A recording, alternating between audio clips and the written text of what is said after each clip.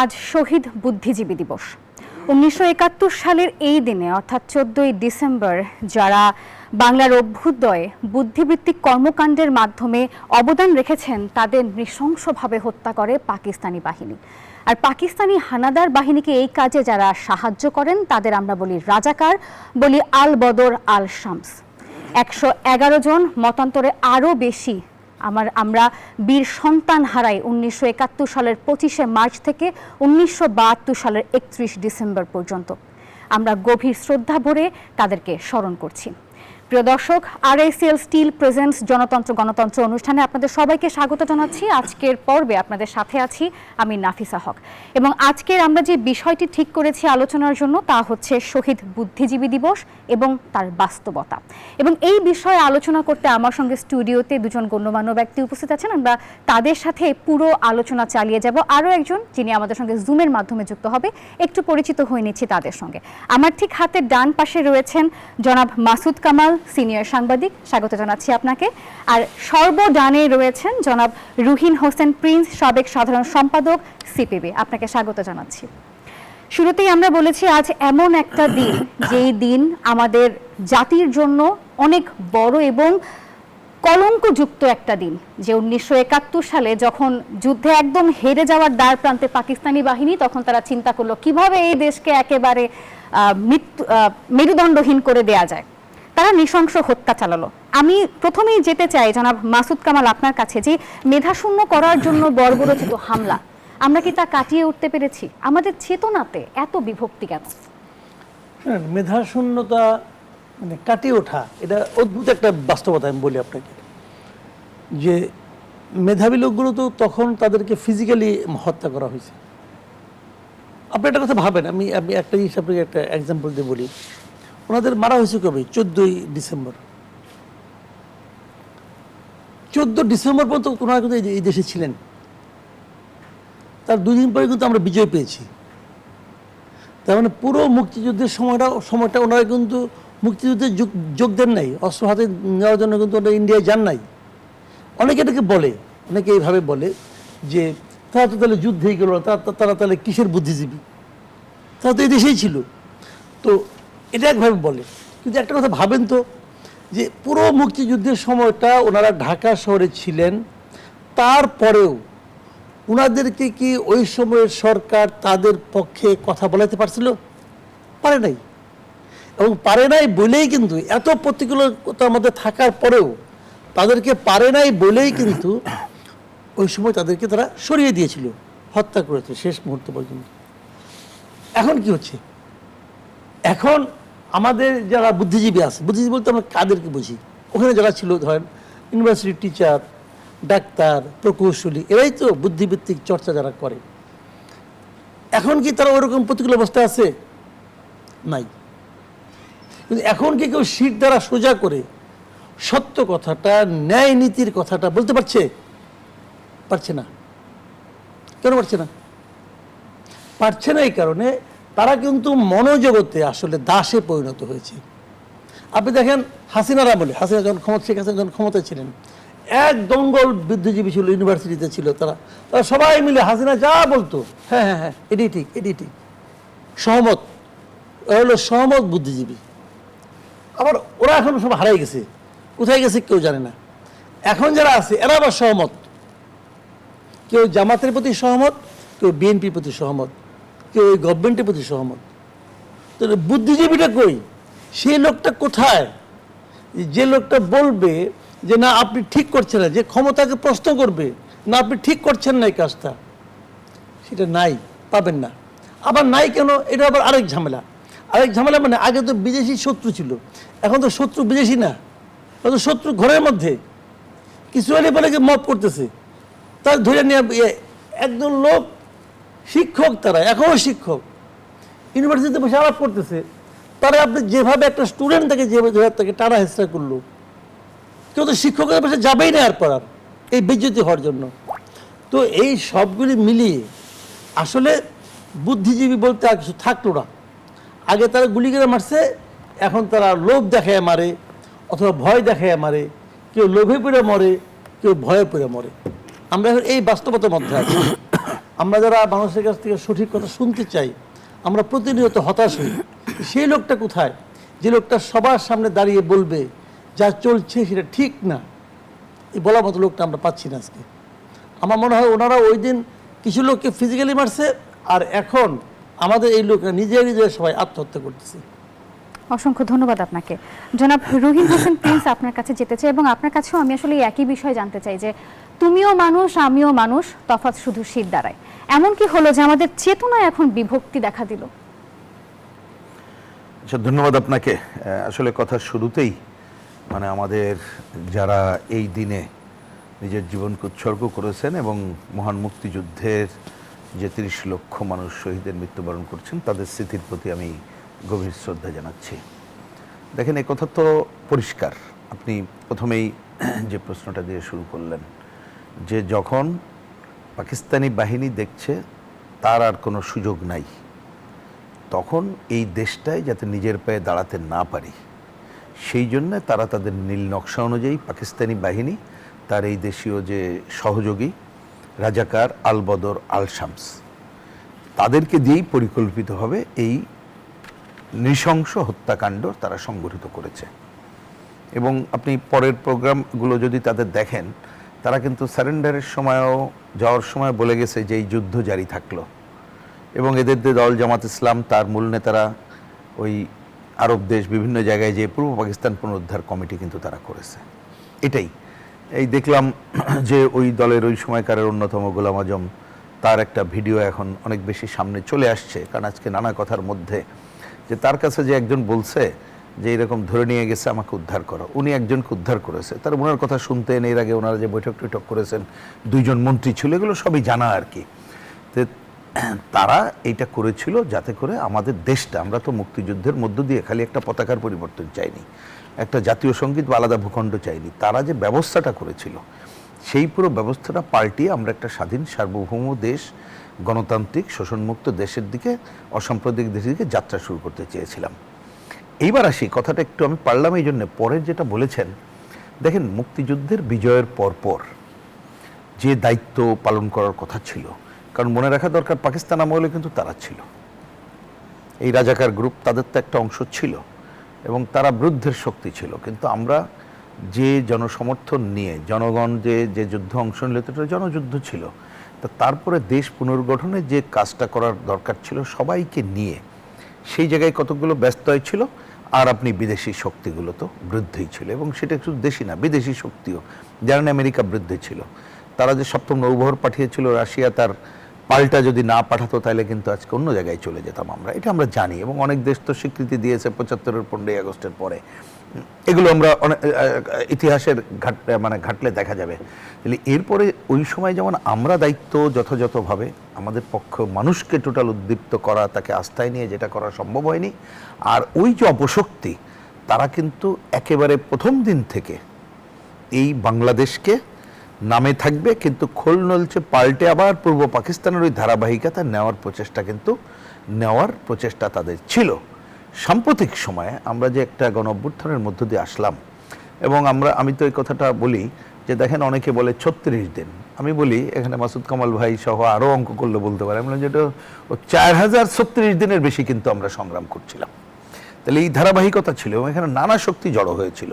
কিন্তু এর মধ্যে দেখা যাচ্ছে কোথাও কোথাও একটু আপার হ্যান্ডে একেবারে সেই মুক্তিযুদ্ধ বিরোধী দক্ষিণপন্থী প্রতিক্রিয়াশীল শক্তি তারা সামনের দিকে আছে, এবং এখন সরকার তার অনেকের প্রশ্রয়ে তারা কিন্তু এই সুযোগটাকে তারা ব্যবহার করছে।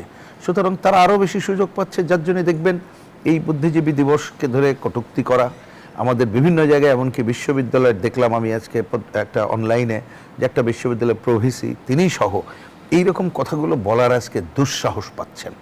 আর এই যে তরুণ প্রজন্ম দীর্ঘদিন ধরে দেখা গেল, বুদ্ধিজীবীর কথা মাসুদ কামাল বলেছেন, ওইদিকে আমি আর নাইবা গেলাম, এই তরুণ প্রজন্ম 2008-এর পর থেকে এখন প্রায় 4 কোটির উপরে যে তরুণ নতুন ভোটার হয়েছে, তারা দেখছে মুক্তিযুদ্ধের নামে অপব্যবহার করা হয়েছে।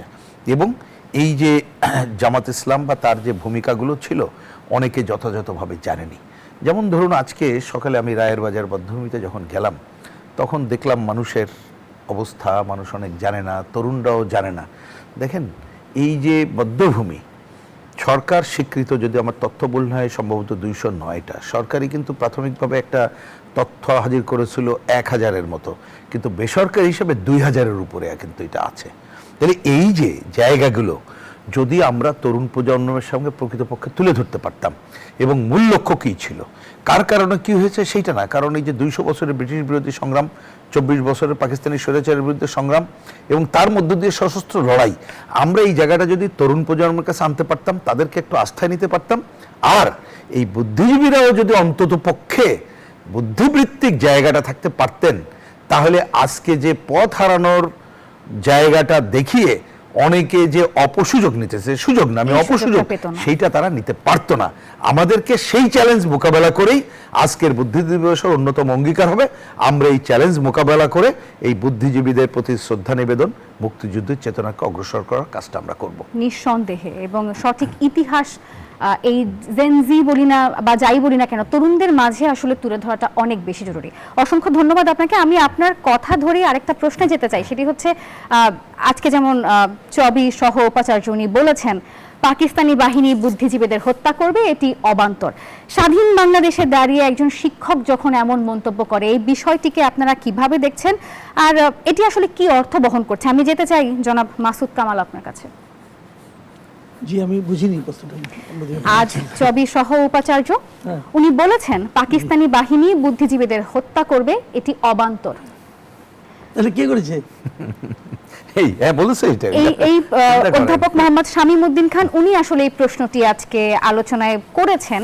আমার সন্দেহ হচ্ছে যারা তাকে করেছিল, যারা এই বুদ্ধিজীবীদের হত্যা করেছিল, এটা নিয়ে অনেক লেখালেখি হয়েছে, অনেক বই হয়েছে, যাদের লোকজনকে নিয়ে গিয়েছিল তাদের বাসা পরিবারের লোকেরা লেখালেখি করেছে, তাদের স্মৃতিচারণ আছে। তো এখন ওর মধ্যে ওনার কোনো আত্মীয় স্বজন ছিল কিনা আমার সন্দেহ আছে। অপহরণকারীদের মধ্যে এই উপাচার্য কোনো আত্মীয় ছিল, আমি এখন মোর দেন শিওর সে তার ওই আত্মীয়কে বাঁচানোর জন্য এগুলো বলতেছে। আমি আরেকটু যোগ করতে চাই, আজ জামায়াতে ইসলামীর সেক্রেটারি মিয়া গোলাম পরওয়ার উনি বলেছেন 1971 সালে ভারতীয় সেনাবাহিনীর মদদেই জাতির শ্রেষ্ঠ সন্তান বুদ্ধিজীবীদের হত্যা করা হয়েছিল। তো এই দুটো বক্তব্যকে যদি পাশাপাশি রাখি, তাহলে কি মনে হচ্ছে বিষয়টি কি ইতিহাস বিকৃত, নাকি ইতিহাসের নতুন কোনো বয়ান কিংবা সংজ্ঞা? এরা নতুন করে ইতিহাস লিখতে চায়, এরা লিখতে চাচ্ছে, আমি দুইজনকে বলছি, এরা দুইজনই আমাদের স্বাধীনতার যে ইতিহাস, স্বাধীনতার যুদ্ধ, তাকে অস্বীকারীদের বংশধরেরা। এরা তো কিছু বলে আবার বলে জামাত কিন্তু একটা অদ্ভুত পার্টি, এদের লিডারদেরকে আপনি যা কিছুই বলেন এরা সব জানে। যখনই বলবেন মুক্তিযুদ্ধের কথা তখন বলে ওই সময় আমরা ছোটো ছিলাম। ওরা কখনো আর বড় হয় না, খালি ছোটোই থাকে। তো এরাও ছোট ছিল, কিন্তু এদের পূর্বপুরুষরা ওই ধরনের লোক ছিল আমার ধারণা। এরা ইতিহাসটাকে পাল্টাতে যাচ্ছে, এবং আমি একটা কথা বলে দিই আপনাকে, এই ইতিহাস পাল্টানোর এই প্রচেষ্টা বাংলাদেশে, এইটি হলো তাদের সবচেয়ে বড় ব্লান্ডার। আগামীতে নির্বাচন আসতেছে, আমি এই পারোয়ার সাহেবকেও বলি আর ওই ভিসি সাহেবকেও বলি, তাদের জীবনের সবচেয়ে বড় ব্লান্ডার হবে এটা। মুক্তিযুদ্ধকে অস্বীকার করে এই বাংলাদেশের মাটিতে রে ভাই কিছু হবে না। এরা বাংলাদেশের আম জনতা, সাধারণ মানুষের সেন্টিমেন্ট জানে না, এরা একদম জানে না। এরা ধর্ম নিয়ে রাজনীতি করে না, কিনে রাজনীতি করে, এটা নিয়ে নানা বিতর্ক থাকতে পারে, ওই আলোচনায় আমি যাচ্ছি না। কিন্তু এরা মুক্তিযুদ্ধকে যারা অস্বীকার করবে, এরা এই দেশের মাটিতে তা নিশ্চিহ্ন হয়ে যাবে। জাস্ট ভাই, এটা হলো আমাদের উৎস, এটা বুঝতে হবে আপনাকে। এই যুদ্ধের মধ্য দিয়ে এই দেশটা গড়ে উঠছে। আপনি যে আজকে বড় বৃক্ষটা দেখছেন, সেই বৃক্ষটা যেখানে দাঁড়িয়ে আছে, সেই মাটির নাম মুক্তিযুদ্ধ। এটা কি বলতে চায় এই পারওয়ার সাহেব, কি বলতে চায়? সে একটা প্রমাণ দেখ না, সিম্পলি একটা প্রমাণ দেখুন। আমি পারওয়ার সাহেবকে চ্যালেঞ্জ করলাম, সে একটা প্রমাণ দেখ যে ভারতীয়রা যাদের মারছে, এই বুদ্ধিজীবীদের ভারতীয়রা মারছে, একটা প্রমাণ দেখ। আর সে কত প্রমাণ চায় যে আল বদর আল শামসের এদেরকে মারছে, যাদের বাইরে থেকে উঠে নিয়ে গেছে, কারা উঠে নিয়ে গেছে এটা সবাই জানে। প্রত্যেকটা জায়গায় পাবেন। ডক্টর আব্দুল আলিমকে কে নিয়ে গেছে এটা সবাই জানে। তার ছেলে মেয়েরা বেঁচে আছে, তার ওয়াইফ বেঁচে ছিলেন উনি যখন সবগুলি এই আলোচনা হচ্ছে। এরা নতুন লেখে যাচ্ছে, আমাদেরকে কি শেখাতে চায়? জনাব মাসুদ কামাল, অসংখ্য ধন্যবাদ আপনাকে। আমরা আরো আলোচনায় যাব, তবে এই পর্যায়ে সময় হলো একটি বিরতির। দর্শক দেখছেন RICL স্টিল প্রেজেন্স জনতন্ত্র গণতন্ত্র, আলোচনা আরও বাকি। এ পর্যায়ে নিচ্ছে একটি বিরতি, সঙ্গেই থাকুন। RICL স্টিল প্রেজেন্স জনতন্ত্র গণতন্ত্র অনুষ্ঠানের আজকের পর্বে সবাইকে আরও একবার স্বাগত জানাচ্ছি। অনুষ্ঠানের শুরুতেই পরিচয় করিয়ে দিয়েছিলাম স্টুডিওতে আমাদের সঙ্গে যে দুজন সম্মানিত অতিথি উপস্থিত আছেন। এবারে জুমে আমাদের সঙ্গে যুক্ত হবেন সম্মানিত অতিথি জনাব আসিফ মুনির, শহীদ বুদ্ধিজীবী মুনির চৌধুরীর সন্তান। জনাব আসিফ মুনির, স্বাগত জানাচ্ছি আপনাকে আজকের পর্বে। আপনাকে যেই বিষয়টি দিয়ে আপনার সঙ্গে আলোচনা শুরু করতে চাই সেটা হচ্ছে 24-এর পরবর্তী এই পরিস্থিতিতে আজ কেন বুদ্ধিজীবীদের সন্তানরা কেন ফুলের শ্রদ্ধা জানাতে যায়নি, এই বিষয়ে আপনি কি বলবেন?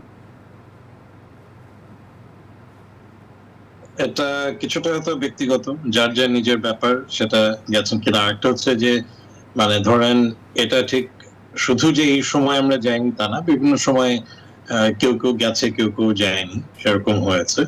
তো সেটা একটা হতে পারে যে এখনকার সময়ে বিভিন্ন কারণে সেটা মন খারাপ থাকতে পারে, সেটা ভীতি থাকতে পারে, বিভিন্ন কারণে হতে পারে।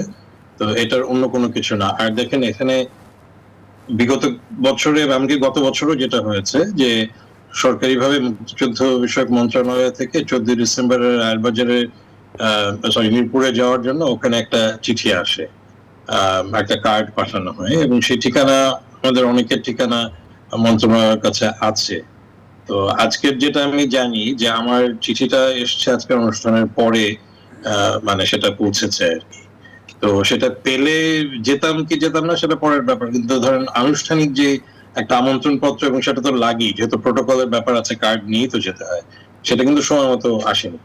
তো এটা একটা কারণ হতে পারে, কিন্তু যেটা আপনি বললেন এটা আসলে আমি অন্যদের দায়িত্ব নিতে পারবো না। আমি নিজে যাইনি, আমি কখনো যাই কখনো যাই না, এবং এবার আমার মনে হচ্ছে যে আমি না গেলেও আমি কি তাকে স্মরণ করছি না, বা আমরা কি তাকে স্মরণ করছি না পারিবারিক ভাবে। আর এটা তো জাতির একটা দায়িত্বের জায়গা, জাতি যদি সেটাকে পালন করে। আমরা তো দেখলাম মাননীয় প্রধান উপদেষ্টাও বক্তব্য দিয়েছেন, তারা গেছেন। তো জাতি যে স্মরণ করছে সেটার একটা জায়গা তো আছে, সেটা যদি হয় সেটা ভালো। এই আপনার কাছে আরো একটি বিষয় জানতে চাচ্ছিলাম যে বুদ্ধিজীবীর সন্তান হিসেবে তো আপনি নিঃসন্দেহে গর্বিত, কিন্তু এই গর্বের পেছনেও কোনো ক্ষোভ কিংবা অপ্রাপ্তি কি রয়েছে? অপ্রাপ্তি আছে, যেটা বিশেষ করে আমি গত 2-1 দিন ধরে গণমাধ্যমে যেটুকু কথা বলছি সেখানে বলছি, সেটা হচ্ছে যে আমাদের বাবাদের ব্যাপারে যেটা, এই যে ঘুরে ফিরে একটা প্রশ্ন, এই যে হ্যাঁ ওনাদেরকে কিভাবে ধরে নিয়ে যাওয়া হয়েছিল, কি হয়েছিল, আপনার স্মৃতিচারণ করুন। এখন বলতে বলতে আমরা অভ্যস্ত হয়ে গেছি।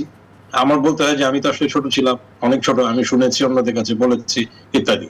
কিন্তু এই যে বলা হচ্ছে বুদ্ধিবৃত্তিক চর্চা, এবং সেইটার কারণে তাদেরকে হত্যা করা হচ্ছে। এই বুদ্ধিবৃত্তিক চর্চার ওনারা তো শুধুমাত্র বাতাসে জিনিস দিয়ে গেছেন তা তো না, ওনারা লিখে গেছেন অনেক কিছু, এবং সেগুলো অনেক কিছু প্রকাশিত হয়েছে, কিন্তু সেগুলো কখনো পাঠ্য হয়নি। সো ক্ষোভের জায়গায় যদি বলেন যে এগুলোকে নিয়ে যদি গবেষণা বলেন, চর্চা বলেন, হতে পারে যে আমরা আস্তে আস্তে একটু পড়াশোনার জায়গায় কমে যাচ্ছে আমাদের, আমরা শর্টকাটে অনেক কিছু করি, আমরা মুখস্থের দিকে চলে যাচ্ছি, আমাদের শিক্ষা ব্যবস্থাটা সেরকম।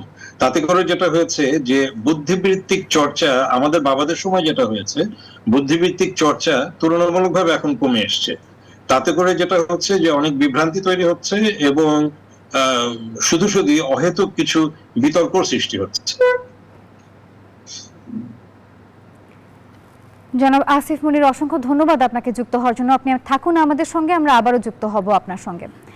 এবারে আমি একটু আবার আলোচনায় ফিরতে চাই স্টুডিওতে, সেটি হচ্ছে যেতে চাই জনাব রুহিন হোসেন প্রিন্স আপনার কাছে। আপনি নিশ্চয়ই জানেন যে ঢাকা বিশ্ববিদ্যালয়ে যেই গোলাম আজম, নিজামী, কাদের মোল্লা এদের যেই ছবি আঁকা হয়েছিল সেটি ঢাবি প্রশাসন মুছে ফেলেছে।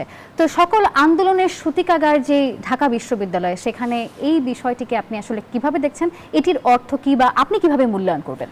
না, আমি শুধু এটা না, একটু জাস্ট আমি আসিফ মনিরের পরের যে একটা কথা পয়েন্টটা বললেন খুবই গুরুত্বপূর্ণ, সেটা মনে রাখা দরকার।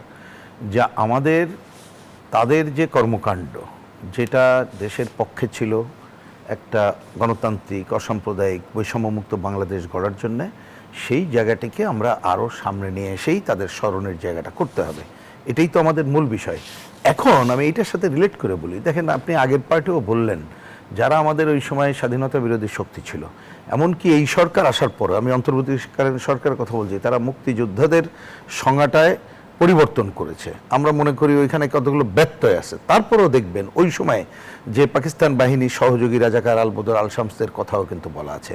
কিন্তু বাংলাদেশে এখন যারা এখানে বহল তবিয়াতে আছে তারা শুধু দলে না, বিশ্ববিদ্যালয় প্রশাসনে বহল তবিয়াতে থেকে তারা ওইখানে আমাদের মুক্তিযুদ্ধকে মুছে ফেলে দেওয়ার এক ধরনের পায়তারা তারা করছে একেবারে প্রত্যক্ষভাবে। ওই যে আপনি চট্টগ্রাম বিশ্ববিদ্যালয়ের যার নাম বললেন, তিনি যে কথা বলেছেন এটা পরিষ্কার।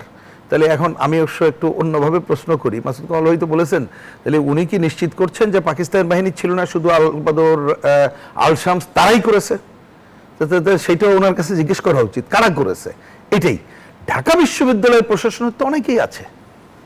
আমি আজকে একজন আমাকে ফোন করলো, এখন আমি চেক করতে পারিনি, একজন শিক্ষক নাকি একটা ছেলে ওইখানে এই যুদ্ধপরাধীদের ছবি টবি মানে এই বুদ্ধিজীবীদের ছবি সহ এটার বিরুদ্ধে, রাজাকারদের বিরুদ্ধে বলছিল, তাকে যে বলছে তুমি এটা করছো কেন। তো এইখানে প্রশাসনে এমন জায়গাগুলো আছে তারা পারলে মুক্তিযুদ্ধকে মুছে ফেলতে চায়। ঢাকা বিশ্ববিদ্যালয়ের প্রশাসনের মধ্যে যারা আছে তারা হয়তো এই উদ্যোগটা নিয়েছে বলে আমি ধারণা করি। কিন্তু দেখবেন এত সবের পরেও আমাদের অনেকের কাছে যেন মুক্তিযুদ্ধ উচ্চারণ করাটাই একটা ভয়ের ব্যাপার হয়ে দাঁড়িয়েছে। তারা এরকম একটা ভীতি সঞ্চার করছে, এরকম জায়গায় তারা দেশটাকে নিয়ে যেতে চাইছে, এটা পারবে না। কারণ ঢাকা বিশ্ববিদ্যালয় আমরা যতটুকু সোশ্যাল মিডিয়াতে দেখলাম, কালকে হয়তো আরও পত্রিকার মধ্য দিয়ে জানবো, এইখানে কিন্তু তরুণ সমাজ অনেকে হয়তো প্রথম দিকে বুঝতে পারে নাই, কিন্তু এখন তারা বুঝতে পারছে যে এদের মধ্যে এমন অপশক্তি আছে যারা আমাদের মুক্তিযুদ্ধকে শুধু মুছে ফেলানো না, তারা পুরো পাকিস্তানি এজেন্ডাটাকে এইখানে নিয়ে আসতে চায়। সেইখানে কিন্তু বাংলাদেশটা নাকচ হয়ে যায়। আমরা তো কারোর দাসত্ব করব না, আমরা দাসত্ব থেকে মুক্তির জন্য তো দীর্ঘ লড়াইয়ের মধ্য দিয়ে অস্ত্র হাতে দেশটা স্বাধীন করেছি। সুতরাং এই স্বাধীন দেশে তারা যদি আবার ওই পরাধীনতার যারা মূল ছিল তাদের জয়গান সামনে আনতে চায়, এটা বাংলাদেশে কেউ সুযোগ পাবে না। কিন্তু অনেকে খুব পরিকল্পিতভাবে এই প্রচেষ্টা নিচ্ছে এবং তারা শেষ মুহূর্তে এটা চালিয়ে যাবে। আমি সেইটাকে কোনো অস্বাভাবিক দেখি না, এই কারণে, কারণ যে আবার আমি রিলেট করি যে মুক্তিযুদ্ধের আমাদের বিজয়ের পরের দিনই যাওয়ার সময় কিন্তু তারা বলছে এই যুদ্ধ জারি থাকবে। তা আমাদেরকেও পাল্টা যুদ্ধ জারি রেখেই আমাদের মুক্তিযুদ্ধের চেতনাকেই সমুন্নত রাখতে হবে। ধন্যবাদ আপনাকে। আমরা আবারও আলোচনায় ফিরবো, নিচ্ছি একটি বিরতি। দর্শক, আরআইএসএল স্টিল প্রেজেন্স জনতন্ত্র গণতন্ত্র এ পর্যায়ে সময় হলো আরও একটি বিরতির। আলোচনা কিন্তু চলমান রয়েছে, আরও অনেক বিষয় জানার বাকি, সঙ্গেই থাকুন। আরআইএসএল স্টিল প্রেজেন্স জনতন্ত্র গণতন্ত্র অনুষ্ঠানে সবাইকে আরও একবার স্বাগত জানাচ্ছি। আমরা এবারে সরাসরি যুক্ত হব জুমে আমাদের যিনি অতিথি রয়েছেন জনাব আসিফ মুনির তার সঙ্গে। জনাব আসিফ মুনির, আপনার কাছে যে বিষয়টি জানতে চাই সেটা হচ্ছে দীর্ঘ 15 বছর একটা দল তারা মুক্তিযুদ্ধকে একক কৃতিত্ব হিসেবে দাবি করেছে, আর এখনকার বাস্তবতায় আমরা দেখতে পাচ্ছি যে মুক্তিযুদ্ধের পরাজিত শক্তি তারাও আসলে স্বাধীনতার পক্ষে কথা বলছে, মুক্তিযুদ্ধের চেতনা বিক্রি করছে। এমন বাস্তবতাকে আপনি কিভাবে দেখছেন? আসলে এটা খুব একটা অবাক হচ্ছে না। আপনি 15 বছর বলছেন, আমি 54 বছর ধরেই মনে হচ্ছে দেখছি ছোটবেলা থেকেই যে এক এক সময় এক এক রকম ভাবে খণ্ডিত ইতিহাস যে যার নিজের কাজে ব্যবহার করছে।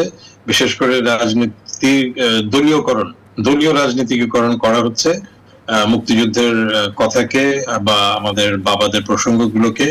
আজকে দেখছি যে স্বাভাবিক, এটা অবাক হওয়ার কিছু নেই যে বারবার বলা হচ্ছে যে এটা ভারতের একটা, এই আমাদের বাবাদেরকে হত্যার পেছনে ভারতের ভূমিকা, ভারতের ইত্যাদি ইত্যাদি।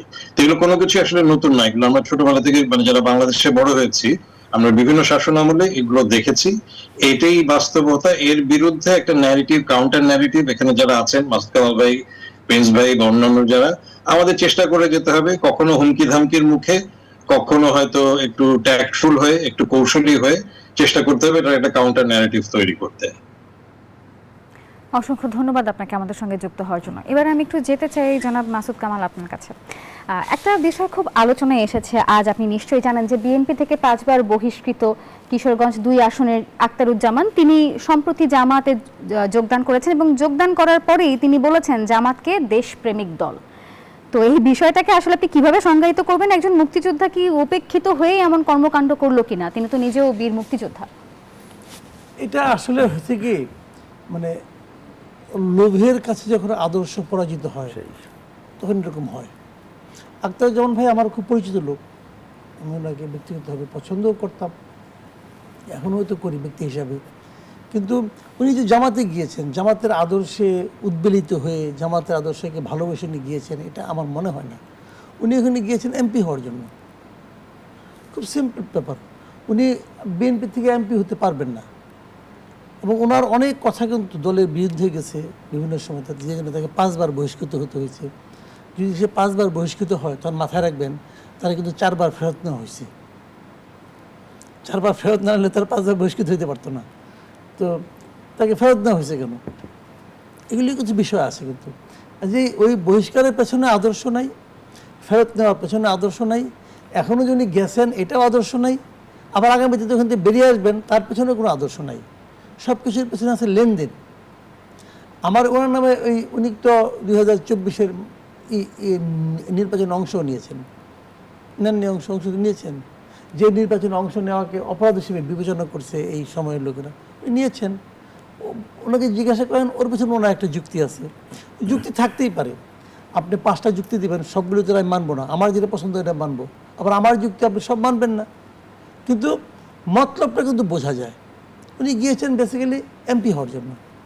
উনি ভেবেছেন ওখানে উনি মানে আপনার বিএনপি থেকে নমিনেশন পাবেন না, বিএনপি আরও লিডার আছে, বিএনপি ওনার মতো লোককে নিবে কেন? কারণ বিএনপির কাছে তো উনি একজন অবিশ্বস্ত লোক, যাকে এতবার বহিষ্কার করতে হয় সে তো বিশ্বস্ত না, তো বিশ্বস্ততার পরিচয় দেয় নাই, বিএনপি থেকে নমিনেশন দেবে না। কারণ ওনার ইলেকশন করা খায়েশ। তো উনি কোন দলে যাবেন? সেই দলে যাবেন যেখান থেকে ইলেকশন করলে অন্ততপক্ষে প্রতিদ্বন্দ্বিতা করা যায়। উনি যদি এনসিপিতে যান, তো ওই নিয়ে কি কলি নিয়ে কি উনি ইলেকশন করে পাশ করবে নাকি? তো করবে না। তো এই জন্য দাঁড়িপাল্লা গেছে, এই দাঁড়িপাল্লা একটা সম্ভাবনা আছে, এখানে একটা চান্স আছে, এই সময় গেছে। কারণ দাঁড়িপাল্লার ওনারও যেমন আদর্শ নাই, এখানে কোনো দাঁড়িপাল্লারও এখানে কোনো আদর্শ নাই। দেখেন বিএনপি, আওয়ামী লীগ এই দলগুলি কি যে আসে তারই নিয়ে নেয়, এরা হলো বড় দল, এদের কিন্তু আদর্শের কোনো বাছবিচার নাই। কিন্তু জামাত তো বলে যে আমাদের আমরা একটা আদর্শ ভিত্তিক দল, অমুক তমুক কথাবার্তা বলে তারা। তো তারা কি বিবেচনা নিল এটা আমার কাছে ওই লাগে। মানে উনি গেছেন, আমি কিন্তু বিস্মিত হই নাই। আমি বিস্মিত হয়েছি জামাতে ইসলাম কেন ওনাকে গ্রহণ করলেন এটা ভেবে। আমি জামাত ইসলাম পছন্দ করা প্রশ্ন না, কিন্তু এখানে আমি জামাত ইসলাম করিও না, জামাতও করি না, বিএনপিও করি না, কোনোটাই করি না, আওয়ামী লীগও করি না। কিন্তু ক্যারেক্টার তো বুঝি, এবং ওনাদের দল আমার তো মনে হয় না আমার জীবিত গেলে ওনাদের দল কখনো ক্ষমতা আসবে, আমার কাছে মনে হয় না। কিন্তু ওনার দলে কিন্তু আমি চাইলে আমাকে তো নিবে না। কিন্তু আমরা একেবারেই অনুষ্ঠানের শেষ পর্যায়ে চলে এসেছি। যদি আপনাকে প্রশ্ন করা হয় আপনার আজকের দিনের শেষ কথা কি হবে, আপনি কি বলবেন? আজকের দিনের শেষ কথা হবে, ভাই আমরা ক্রমশ হতাশায় নিমজ্জিত হয়ে যাচ্ছি। আমরা শেখ হাসিনা যখন এখান থেকে তাড়ানো হলো, এই দেশ থেকে একটা স্বৈরাচারী পতন হলো, যে প্রত্যাশা নিয়ে আমাদের সেই কাজটা করেছিলাম, অনেকে জীবনের ঝুঁকি নিয়েছেন, ইয়াং ছেলে মেয়েরা নিয়েছেন জীবনের ঝুঁকি। কিন্তু ডক্টর ইউনূসের মতো একজন অযোগ্য এবং লোভী লোকের হাতে পড়ে পুরো সম্ভাবনাটাই এমনভাবে ধ্বংস হলো, এই ধ্বংসের ফল আমাদের যেই দেশ আরও অনেক দিন বহন করবে। আগামী তার কোনো আন্দোলন হতে পারবে না এই কথা স্মরণ করে। এই মানুষ যখন ভাববে যে ও তোমরা আন্দোলন করো এই জন্য, তারপরে এটা হয়, এটা আমরা আর চাই না। এই দুঃখে আমি খুব মানে কাতর অবস্থায় আছি। অসংখ্য ধন্যবাদ আপনাকে। যেতে চাই জনাব রুহিন হোসেন প্রিন্স, আপনার কাছে আমরা একেবারেই সংক্ষিপ্ত সময়ের দ্বার প্রান্তে দাঁড়িয়ে আছি। শেষ কথা আপনি কি বলবেন? আমি 2টা শেষ কথা বলি। প্রথমত হচ্ছে মাসুদ কামাল ভাইয়ের এই জায়গাটাকে আমি একমত হয়ে বলছি যে আমাদেরকে আরও বেশি যে মূল লক্ষ্য সেইটা ঠিক রেখে, ন্যূনতম রাজনীতিতে নানা যার যার মত থাকবে, মিনিমাম গণতান্ত্রিক জায়গাটা একটা অসাম্প্রদায়িক মুক্তিযুদ্ধ আর একটা বৈষম্যহীন সমাজের, সেই আকাঙ্ক্ষা ঠিক রেখে আমাদের কণ্ঠকে আরও দৃঢ় করতে হবে। এটা হচ্ছে প্রথম কথা। মনে রাখতে হবে যে সমাজ ব্যবস্থা, আমরা এটাকে আমাদের অফিসিয়াল টার্মে বলি যে পুঁজিবাদী সমাজ ব্যবস্থা, আমরা কিন্তু লোভ আর ভয়ের মধ্যে নিয়ে এসেই তারা অপকর্মগুলো করে। সুতরাং আমাদের সবাইকে আরও সাহসিকতার সাথে লোভ আর ভয়কে জয় করেই আমাদের নিজেদের পথ খুঁজে নিতে হবে। এইটার কোনো বিকল্প নাই।